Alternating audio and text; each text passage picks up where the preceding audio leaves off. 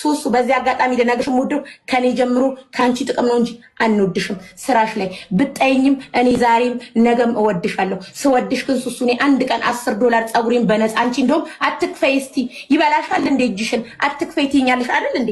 እኔ ግን ከፍዬ ነው የምወጣው። ለምን ጓደኛዬ ስለሆንሽ ስለማበረታታሽ።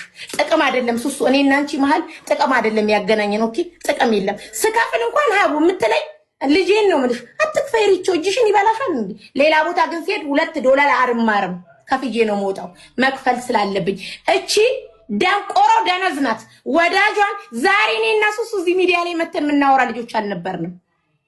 በውስጥ የምንጨርሰው ነገር ነበር። በዙሪያችን ያሉ መዋረዳችንን ስለሚፈልጉ ውርደታችንን ስለሚፈልጉ ቅሌታችንን ስለሚፈልጉ ነው። ሀቢባ ማልቀስ አልፈልግም። እኔ ማለቅሰው ለሷ ነው። እኔ ካሁን በኋላ እመኝ ሴት ካየው መንገድ ላይ ሴት ካየው እሸሻለሁ። ሀቢባ ሴት ካየው እሸሻለሁ። ቤቴ እንኳን ላመጣ መንገድ ላይ አልኩኝ። ነጃት እኔና ሱሱን ማስታረቅ ብትፈልግ ሀቅ ነው አይደለም? ኦኬ ሱሱ ተሞልታለች፣ ተናዳለች፣ በዳ ታውጣ የውስጧን። ግን ፍቅር ቢፈለግ ኖሮ እንዴ በዙሪያችን ጓደኛ እኮ አለ። ይሄንና ሱሱ የምናወራው ወሬ እኮ አዲስ አይደለም እኮ የዛሬ እየተፈጠረ እኮ አይደለም። አለሽ አሉ እኮ የዛሬ አመቴ እኔ ጋር ሲመጣ ሌላ ነገር ይወራል፣ ሱሱ ጋር ሲኬድ ሌላ ነገር ይባላል፣ ቤብ ይባላል። ለምን እቺ ልጅ በመሃል ቁማር ናት። መዝጋት የምፈልገው ሱሱ ማስረጃ ካላት ታምጣ። እኔ ለማንም ለጠላት ብዬ ሱሱ ባለችበት አላህ የምታምነው ይጠብቃት ከክፉ። እወዳታለሁ፣ አከብራታለሁ። እሷ አሁን አንቺ ቅርታ ተባብሩ አላልሽም ማለት እኔ የውስጤን ነው ፈጣሪ በሚያውቀው። ሱሱ ካስቀየምኩሽ በጣም በጣም በጣም በዚህ በ13,000 ህዝብ መሃል ይቅርታ አርጊልኝ፣ አስቀይሜሻለሁ። ይሄን ስል ወይ እውነት ተሳስቼ ወይ ፈርቼ ወይ ምን አይደለም ሀቡ ፈርቼ ተሳስቼ አይደለም።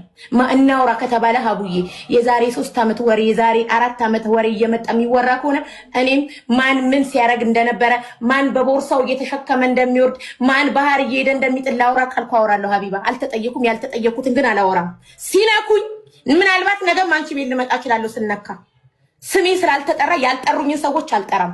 ዛሬም ሀቢባ እዚህ ጋር ህዝቡ እንዲያቀድኝ የምፈልገው አንቺ ስለጠየቅሽኝ አክብሬሻለሁ።